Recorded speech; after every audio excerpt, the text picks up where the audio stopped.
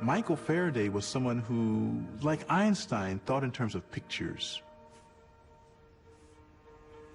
Faraday was different from anybody else. He had a flair for understanding his experiments, for understanding what was really going on inside them. By methodically placing a compass all around an electrified wire, Faraday started to notice a pattern.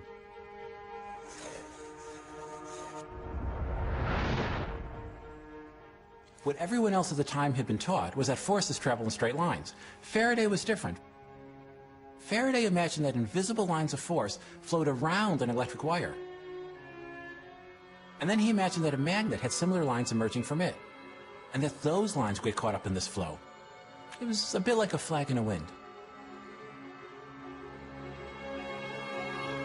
But Faraday's great leap of the imagination was to turn this experiment on its head.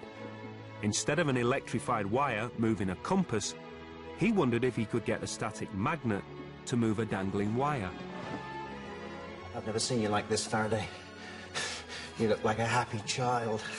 I'm shaking, Newman. Underneath, I'm shaking.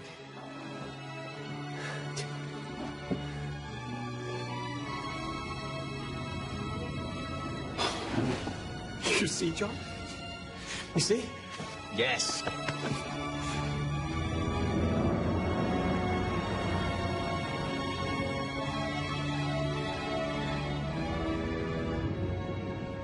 This is the experiment of the century.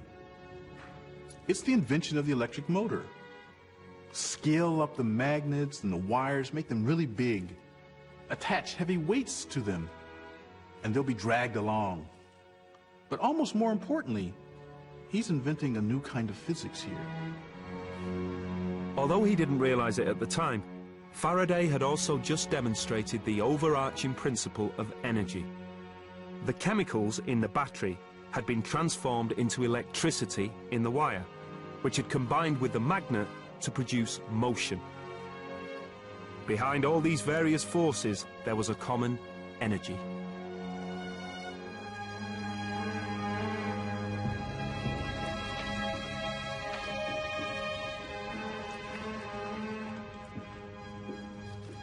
A couple of months earlier, Davy had been elected president of the Royal Society, which was the elite body of English science.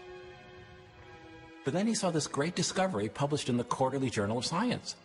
I don't know if he was envious, but he certainly saw that this young man who had been his assistant, this mere blacksmith's son, had come up with one of the greatest discoveries of the Victorian era.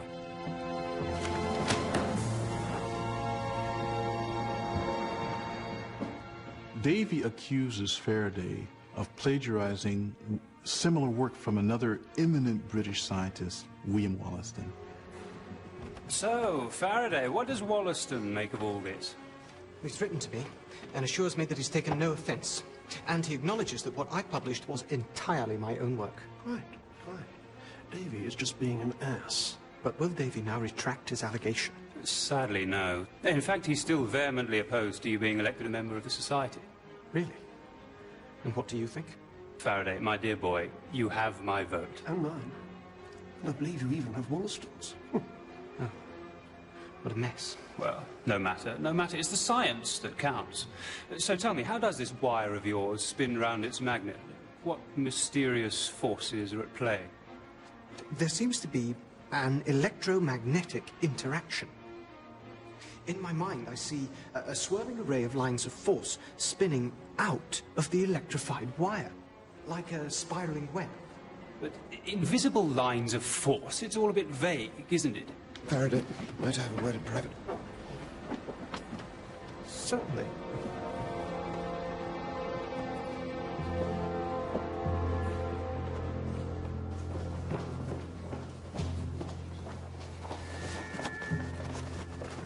Listen, Faraday, let's stop this nonsense. I want you to take down your ballot paper from the notice board. Sir Humphrey, I see no reason to take it down. My friends have proposed me. It is they who put the paper up. I will not take it down. Good day.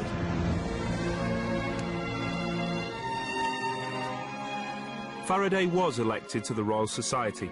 Davy died 5 years later, a victim of his penchant for laughing gas. In time, Faraday's world of invisible forces would lead to a whole new understanding of energy.